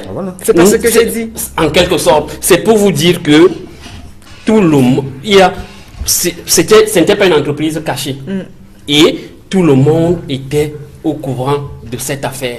Et je vous dis encore que le 31 mars, c'était public, c'était une cérémonie. On a remis des diplômes, on a remis de l'argent. Et chaque fois qu'il y avait des paiements, la police et la gendarmerie attendaient dehors, à l'entrée. C'est eux qui filtraient les gens. Donc, je vous dis, j'ai suivi ce dossier. Et je continue à le suivre. Parce que la semaine prochaine, information pour information, les souscripteurs vont faire une conférence de presse à Yaoundé pour donner leur position. C'est pour vous dire que... Ils se sont regroupés en syndicats? Ils se sont en association, en collectif des souscripteurs, pour donner leur version. Et je peux vous donner quelques montants. Cela pourrait donc être plus facile de les incarcérer. Il y a des gens qui ont déposé 28 millions, d'autres 50 millions, 80-100 millions. Et malheureusement, c'est un peu comme le PMUC, comme le Paris Foot, que nous laissons se développer et nous n'agissons pas. Et à la fin, et un peu comme les bars, parce que dans l'une de mes tribunes, je disais, ce que je vais faire si je prends le pouvoir, ne serait-ce que dans une communauté, dans une commune. Parce qu'il y a 3000 bars, par exemple, à Yaoundé 4. 3000 bars. avec une violation de la loi indescriptible. On vous dit qu'un bar ne doit pas être à côté d'une école, qu'un bar ne doit pas être à côté d'un poste de gendarmerie, qu'un bar ne doit pas être dans un centre, à côté d'un centre de santé. Personne n'écoute. D'accord. Et je vais chuter pour dire que et ces jeunes, quand nous sommes allés les voir, parce qu'on les a rencontrés, sur 300 jeunes, 4 sont inscrits sur les listes électorales. C'est un drame. Ça veut dire qu'ils ne s'intéressent plus à la vie politique. On leur dit, on miroite un certain nombre de choses, et puis ils sont obligés à la limite de s'engouffrer. Et finalement, je pense que ce jour, le jour où le ministre, le préfet a fermé cette affaire, il y a eu une erreur. Parce qu'il ne devait pas le faire directement en sachant que ce sont des milliards qui sont en train d'être manipulés. La communication du ministre de la Communication a été une communication hasardeuse et propagandiste qui n'a pas de sens. Premier jour, il dit que ce sont des terroristes. Après cela, il dit que le président Biya, il rassure que le président Biya va résoudre ce problème en dédommageant les souscripteurs.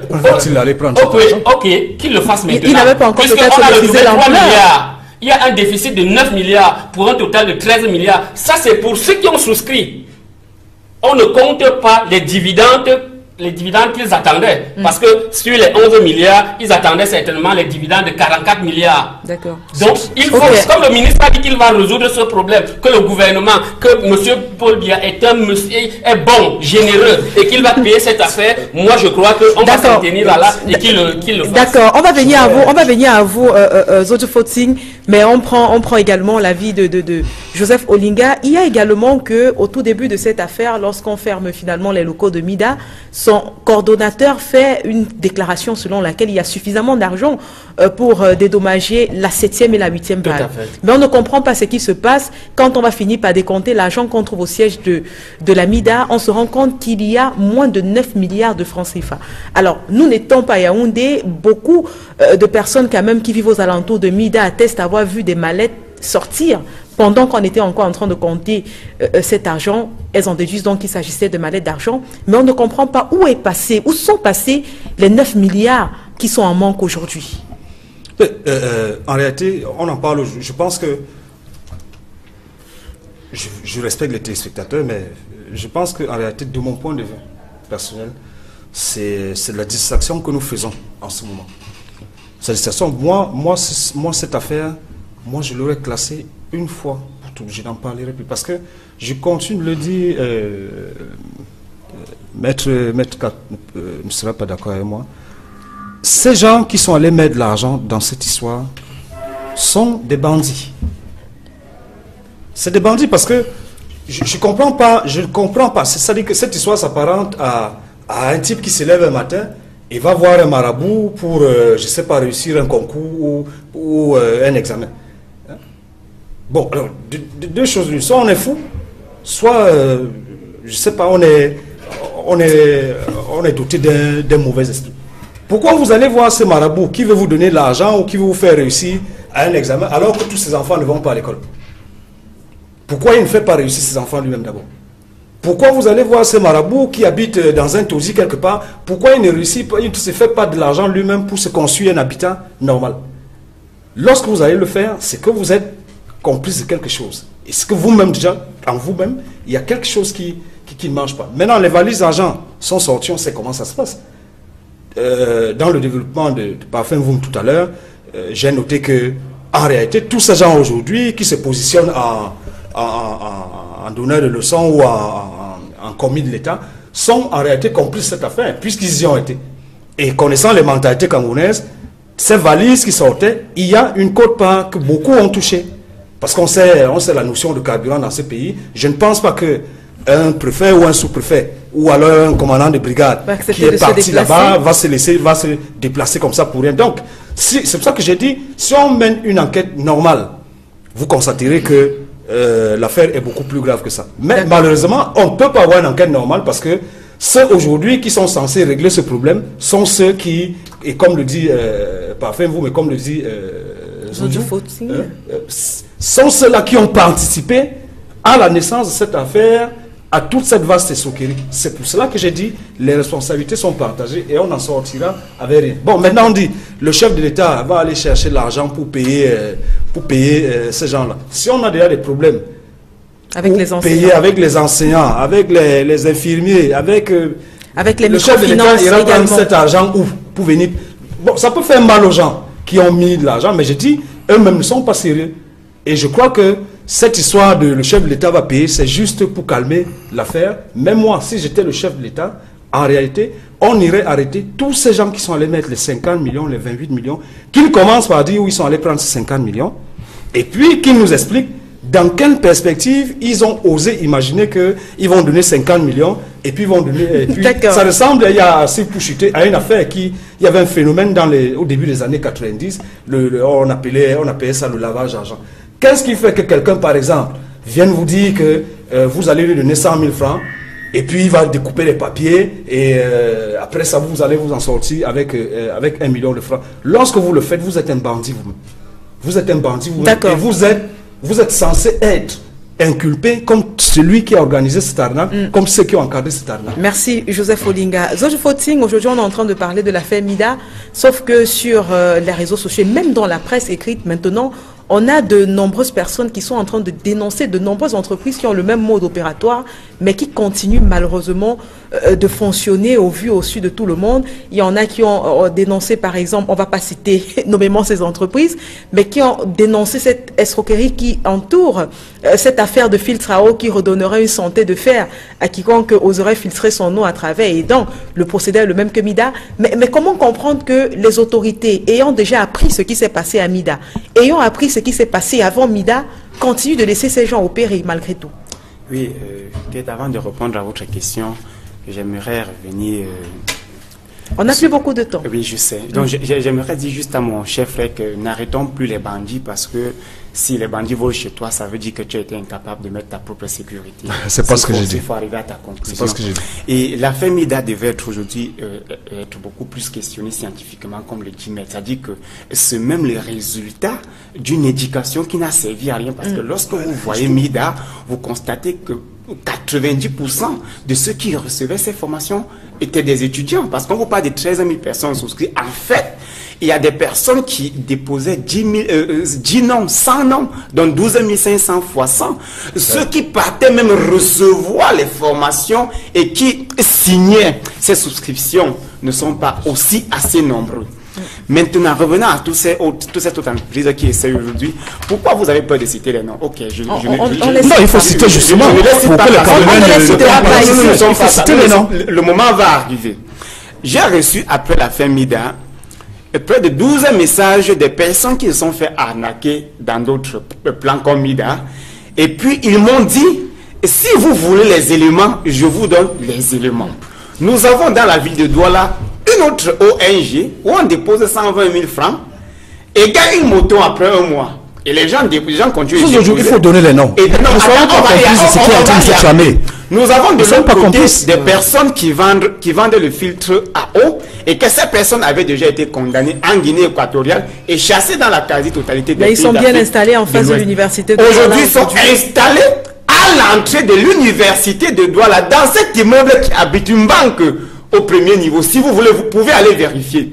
Ils sont installés à la deuxième entrée, borne 10, dans cet immeuble qui habite une pharmacie. Je ne sais pas quelle relation ils ont avec le secteur sanitaire.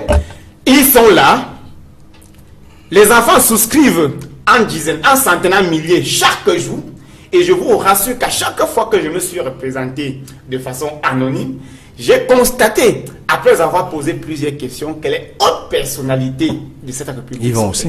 Non, mais dites-le clairement, à chaque fois que vous avez été approché, parce que justement, vous êtes une cible pour ces personnes qui estiment qu'avec toute la popularité dont vous jouissez sur les réseaux sociaux, et même la force que vous avez sur la jeunesse, vous pourrez les inciter à venir. Ils me l'ont dit qu'en mettant, en souscrivant, j'ai des fortes chances de devenir milliardaire parce qu'ils savent exactement que je peux drainer facilement 1000 personnes parce que les gens me font confiance vu mes activités sur le plan social, sur le plan humanitaire et autres. Voilà comment ils opèrent. Maintenant, pourquoi le gouvernement ne réagit pas? Quand vous demandez pourquoi le gouvernement ne réagit pas, Le gouvernement a déjà réagi sur quelle affaire similaire? On a eu Femme Cameroun. On a Mida. Est-ce que Mida même a déjà été questionné? Mais loin du gouvernement, demande ce que font les intellectuels de ce pays pour ne pas comprendre qu'un tel scandale qui, en 90% des étudiants devraient faire l'objet d'une étude scientifique pour qu'on questionne même le système éducatif que nous appliquons aujourd'hui à cette jeunesse-là qui, à la sortie, peut-être peut détenir des diplômes, mais oublier la connaissance dans les universités. C'est peut-être où je peux partager l'avis de mon frère en disant comment un homme doté d'un cerveau peut aussi croire qu'on peut déposer 1 million et gagner 12 millions. Mais en revanche, si l'État existe, c'est justement parce qu'on sait que dans la société, les gens ne sont pas dotés des mêmes capacités. Parce que si nous étions tous dotés des mêmes capacités, on n'aurait pas avoir besoin d'État. On savait que personne ne doit voler, personne ne doit agresser, personne ne doit commettre un meurtre. Mais si l'État existe, c'est justement parce qu'il faudrait qu'un ensemble de règles soit établi et que le rôle de l'État soit de contrôler cette règle-là. Merci, M. Fouti. L'affaire Mida et toute autre affaire similaire, c'est le résultat de l'absence de l'État et de la démission du Merci beaucoup. On a un avocat sur ce plateau. On ne saurait donc sortir de ce sujet sans pour autant questionner l'aspect, bien sûr, judiciaire de la chose. Aujourd'hui, on est face à l'affaire Mida. Que risquent les personnes qui vont se retrouver mêlées à ce scandale? On parle de là, bien sûr, de toutes les personnes qui étaient au centre de l'entreprise, de tous les complices, mais également de ceux qui sont allés souscrits. Est-ce que la loi a prévu quelque chose pour ce type de comportement? Oui, mais bien sûr que si les faits d'escroquerie sont établis, on va appliquer la loi. Et lorsqu'on parle des faits d'escroquerie, ici, on va essayer de voir 3 choses. Dans notre jargon, on appelle la matérialité des faits. C'est-à-dire, on va examiner si effectivement les faits tels qu'ils s'exposent aujourd'hui, c'est vraiment les faits d'escroquerie, tels que le définit l'article 318. On va regarder dans la matérialité des faits et bien entendu, on va s'interroger sur l'imputabilité des faits, voir donc qui est responsable de cette situation. Et là, effectivement, on va revenir donc si c'est des responsabilités partagées ou c'est des responsabilités exclusives. Dans tous les cas, on va essayer d'auditionner les responsables de cette affaire. On va essayer d'auditionner les autorités même qui ont cautionné l'installation de cette affaire. Et bien entendu, on va interroger les souscripteurs. Donc, dans tous les cas, on va essayer d'établir les responsabilités. Et si ces responsabilités sont établies, certainement qu'on va appliquer la loi et on va entrer en voie de condamnation. D'accord. Merci à vous également, maître. Puisqu'on avait 3 sujets à l'ordre du jour, on ne saurait sortir totalement de cette émission sans aborder la 3e thématique. Et c'est avec vous, Parfait Voum, justement, qu'on va commencer par parler de l'affaire Vincent Bolloré et en tirant bien sûr les leçons pour le continent africain. On sait aujourd'hui que l'homme d'affaires pourrait se retrouver derrière les barreaux. Ça va dépendre, bien entendu, du déroulement finalement de cette affaire. Mais on va essayer de contextualiser tout ça en essayant de tirer des leçons pour l'Afrique. Aujourd'hui, Vincent Bolloré est poursuivi en France pour des faits qu'il aurait commis en Afrique. Quelle est la première leçon qu'on peut tirer de cette affaire? La première leçon, c'est que le principe selon lequel nul n'est au-dessus de la loi est respecté ailleurs et un peu moins en Afrique. Parce que Vincent Bolloré, c'est quand même une grosse fortune. C'est 46 pays sur 53 en Afrique dans lesquels il fait des investissements. À hauteur de 20% de son chiffre global. Voilà. Donc, c'est un multimilliardaire. Ailleurs, on aurait évité même de le convoquer. Et par ailleurs, vous entendez en Afrique? En Afrique, je veux parler de l'Afrique, où très souvent, en fonction de la poche, on évite certaines condamnations, bien on évite d'entendre certaines personnes parce qu'elles ont une influence sur la société. D'accord. Maintenant, au niveau de ces activités, déjà il n'est pas démontré de façon formelle qu'il y a eu effet de corruption. On n'est qu'au début de la procédure et selon ces avocats, ils estiment que ce qu'ils ont fait, je crois, au Togo et en Guinée était normal. Nous attendons de suivre cette affaire. Il faudrait que les Africains désormais essayent à leur niveau de prendre leurs responsabilités en ce qui concerne les investissements, en ce qui concerne le travail. Vous voyez, au lieu que nous nous concentrions sur le développement de l'Afrique, nous nous concentrons sur des affaires de jeux de hasard et des rêves parfois qui ne peuvent pas arriver. Donc c'est une affaire intéressante qu'on va suivre parce que pour moi, on n'est qu'au début de cette affaire. Alors, on n'a plus que 3 minutes. On va donner la possibilité à Maître Kakak de donner son avis brièvement sur la question et de laisser également Joseph Olinga ainsi que Zozo Foting se prononcer. Ouais, ce que je peux vous dire, c'est que ce qui arrive aujourd'hui en France aurait dû arriver au Cameroun il y a 10 ans. Parce qu'en fait, la société Procosa, dirigée par M. Jacques Dupuy-Dobi, qui a déposé cette plainte en France, avait déjà déposé cette plainte au Cameroun en 2008. La justice camerounaise avait été saisie, mais curieusement dans ce dossier, et ça je vais le dire ici, le magistrat qui avait la charge de ce dossier et qui a eu l'outrecuidance de convoquer Bolloré à l'époque, je peux vous dire qu'il avait été sanctionné. Ni plus ni moins, parce que quand le mouvement est arrivé, on l'a affecté dans une ville de la région du sud-ouest où il ne pouvait même pas accéder parce qu'en réalité, on l'a affecté là-bas pendant près de 3 ans où il avait pour seule activité l'apprentissage de l'anglais. Et donc il ne faisait plus le travail de magistrat. Bon, ça c'est la vérité. C'est pour dire ceci, c'est que la principale leçon que nous devons de tirer de la mise en examen de Vincent Bolloré aujourd'hui, c'est que nous les Africains, nous devons prendre nos responsabilités. Parce que cela soit dit en passant, c'est pas là que je vais chuter. Vous savez, lorsque vous allez en France aujourd'hui, beaucoup de gens vont vous dire que ce pays est en faillite. Que ce pays a des problèmes même de gouvernabilité. Parce qu'on a le sentiment que, quel que soit le président qui va arriver aujourd'hui en France, il ne va pas réussir à diriger ce pays. Vous savez pourquoi?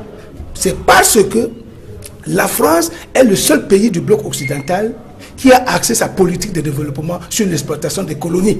Et lorsque les Africains commencent donc à prendre conscience de cette situation, que les Français viennent là pour nous exploiter, du coup, la France a des difficultés chez elle. C'est pour vous dire ceci, que lorsque nous, les Africains, nous aurons compris que quand nous confions des responsabilités à l'un de nous pour représenter les intérêts du Cameroun dans la gestion d'un dossier, ce qui doit être primordial, c'est le patriotisme, c'est la défense des intérêts de la patrie. Je pense qu'on aura compris que l'affaire Bolloré nous aura servi à quelque chose. Merci maître. Joseph Olinga, vous avez également la possibilité de placer 2 mots sur l'affaire Vincent Bolloré et bien sûr les leçons qu'on pourrait tirer pour l'Afrique. Alors la première leçon, c'est que en réalité cette affaire révèle juste un maillon d'un système de corruption qui est largement implanté en Afrique et qui malheureusement implique au premier plan les autorités africaines, y compris camerounaises, parce qu'il y a une connexion Bolloré au Cameroun. Il ne faut pas qu'on l'ignore. La deuxième des choses, c'est qu'il faut quand même remarquer que, de manière assez extraordinaire, voilà un homme qui est présenté comme un opérateur économique, comme un magnat de l'économie française, mais qui fait 80% de sa plus-value sur le continent africain. Alors on est censé avoir des opérateurs qui sont dans les mêmes secteurs. La troisième des choses, c'est que, effectivement, Bolloré, pour ma part, ne me pose pas un problème. Cette affaire devient intéressante si elle permet de démanteler la connexion camerounaise de Bolloré, parce qu'on sait combien de concessions il a dans ce pays, on sait comment ça s'est passé. Vous dites qu'il n'y a pas de temps, on aurait pu en parler. Bon, mais dans le même temps, je mets donc une réserve. Étant donné le niveau d'implication de certains hauts commis de l'État dans ces sessions de concession-là, est-ce qu'on peut penser que l'enquête telle qu'elle a éclaté de l'autre côté au Togo et puis en Guinée-Conakry, est-ce qu'on peut penser, connaissant notre système, connaissant jusqu'où certaines personnes sont mouillées, comme on le dit en camerounais, est-ce qu'on peut compter sur la justice camerounaise, même dans le cadre d'une commission rogatoire, pour faire ce travail? Il ne reste qu'un espoir, c'est que la justice, le tribunal de Nanterre qui a déclenché l'affaire, qu'il se saisisse je sais pas, c'est la juridiction camerounaise. Ils ont une expression qui permet que la justice française puisse venir enquêter ici, mais qu'ils se saisissent directement de cette affaire, parce que nous connaissons nous les Camerounais, en se regardant dans les yeux, je ne pense pas qu'on ira arrêter qui que ce soit qui a donné une concession à Bolloré au Cameroun. D'accord. Or, la connexion, on la sait, elle est très large. Zozo Foting, c'est avec vous qu'on va terminer. Vous décidez de prendre cette affaire par quel bout? Oui, bon, je dis qu'aucune leçon à tirer parce que moi, s'il y avait une leçon, c'est une leçon de démocratie. La France vient démontrer qu'il n'y a pas d'homme puissant devant la loi. Il ne faudrait pas qu'on se leurre. On a beau être panafricaniste, on a beau aimer l'Afrique, mais à un moment donné, lorsque des personnes que nous pensons qui nous courent du tort disent la vérité, acceptons au moins que Vincent Bolloré, qui est l'homme qui fait les présidents en Afrique, monsieur tout permis, et a quand même est saisi, est aujourd'hui mise en examen. Je vous rappelle qu'une mise en examen, ce n'est pas le juge qui le met en examen, qui allait mener une enquête, c'est suite à une révélation. Donc je me dis, nous avons une seule leçon à tirer, c'est une leçon de nul n'est au-dessus de la loi sur d'autres sujets. D'accord, et c'est avec vous qu'on va terminer cette émission très chère. Merci à vous messieurs d'avoir répondu présent à cette invitation. Merci à vous également, Parfait Voum. On rappelle que juste après droit de réponse, vous pourrez vous déplacer pour Bouddha, où vous allez au meeting finalement qui va permettre de présenter Joshua aussi à ses électeurs de ce côté-là. On vous souhaite un très bon voyage. Merci à vous, mesdames et messieurs, d'être restés connectés tout au long de cette émission. On va se retrouver dimanche prochain à la même heure sur la même chaîne, si Dieu le veut bien. Excellent dimanche à tous.